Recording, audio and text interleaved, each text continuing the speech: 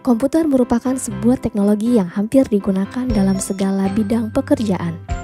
Contohnya seperti bidang pendidikan, kedokteran, pertahanan, dan masih banyak lagi. Namun, bagaimana sih sejarah dari komputer itu sendiri? Dalam perkembangannya, komputer sendiri memiliki 5 generasi yang berbeda. Dimulai pada tahun 1940, komputer bernama Z3 berhasil diciptakan oleh seorang ilmuwan Jerman bernama Konrad Zuse. Komputer ini digunakan untuk mendesain aerodinamika pesawat tempur Jerman. Namun sayang, komputer tersebut hancur akibat serangan bom sekutu. Beralih ke pihak sekutu, pada tahun 1943, sebuah komputer bernama Colossus berhasil diciptakan oleh Tommy Flowers. Komputer besar ini dapat meretas strategi perang Jerman hanya dalam hitungan jam. Colossus juga dipercaya telah membawa kemenangan sekutu pada Perang Dunia Kedua oleh sejumlah ilmuwan. Mulai dari sinilah banyak perusahaan yang akhirnya ikut mengembangkan teknologi komputer. Hingga akhirnya memasuki generasi kedua, di mana vacuum tube dalam komputer mulai tergantikan dengan transistor.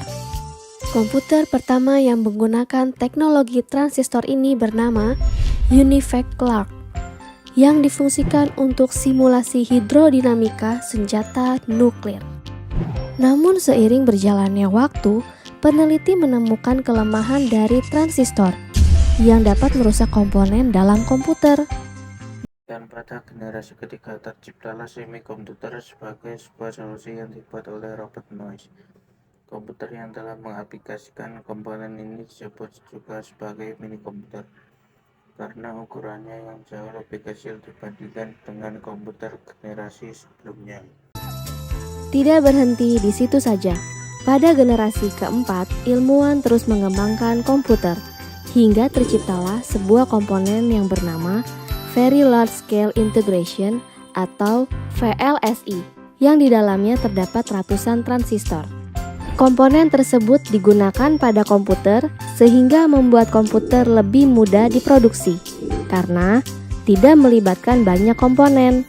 Selain itu, harga komputer juga menjadi lebih terjangkau. Turunnya harga komputer yang drastis berhasil membuat penjualan komputer meningkat sangat pesat dari tahun ke tahun.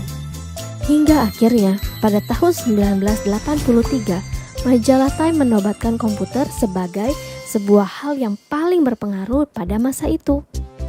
Memasuki generasi kelima, perkembangan komputer masih terus berlanjut. Hebatnya lagi, sekarang para ilmuwan sedang mencoba mengembangkan komputer yang dapat memiliki pikiran layaknya manusia. Dan mungkin komputer-komputer dalam film fiksi pun bisa terrealisasi dalam kehidupan kita nantinya. Itulah sejarah dari perkembangan komputer. Semoga informasi tadi bermanfaat ya. Sampai jumpa.